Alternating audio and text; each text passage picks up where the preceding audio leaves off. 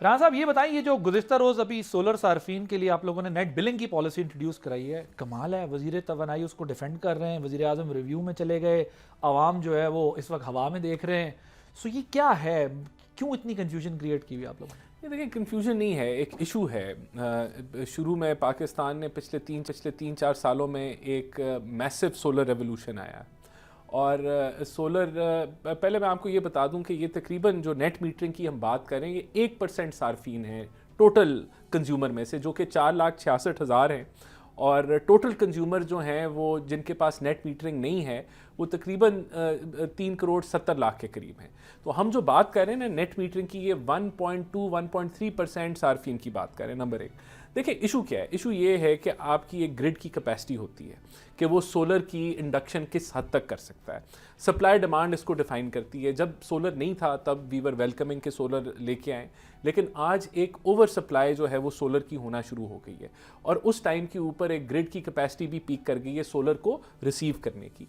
अब जब आप सोलर को रिसीव करते हैं तो आप एक तो जो सारे जो जितना उसने बिजली उसको मिली उतनी उसने नेट अपनी सोलर से बनाई वो उसने इस्तेमाल कर ली, जो अजाफी है वो एक्सपोर्ट करता है। उसके अंदर जब उसको आप वो नेट करते हैं तो उसमें आपको गवर्नमेंट जो है वो आपको यूनिफॉर्मिटी ले आए ना, सबके लिए एक ही पॉलिसी कर दें, एक ही पॉलिसी लेके आ रहे हैं। देखिए इसको देखें नहीं, अब इसमें कमाल क्या हुआ राना साहब, पहले आपके पास बिजली शॉर्ट थी, आपने लोगों को कहा सोलर लगा लो। मैं जरा सिंपल करता हूँ लोगों के सामने में, क्योंकि इस सब्जेक्ट पे ज्यादा डिटेल से भी बात करेंगे, टाइम कम है।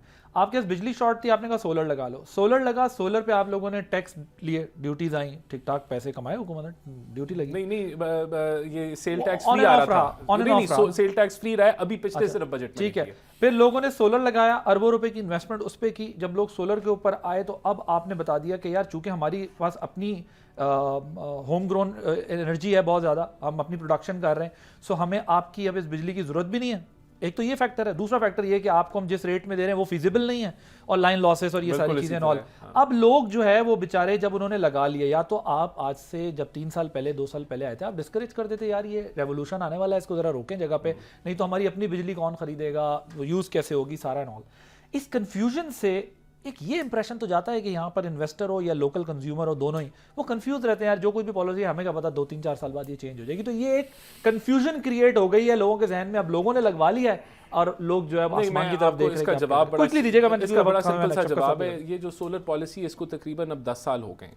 अब 10 साल बाद इसको आपने पिछले साल, उससे पिछले साल भी रिव्यू करने की कोशिश की, लेकिन हमेशा इसको रोक दिया जाता है इसी प्रेशर के तहत।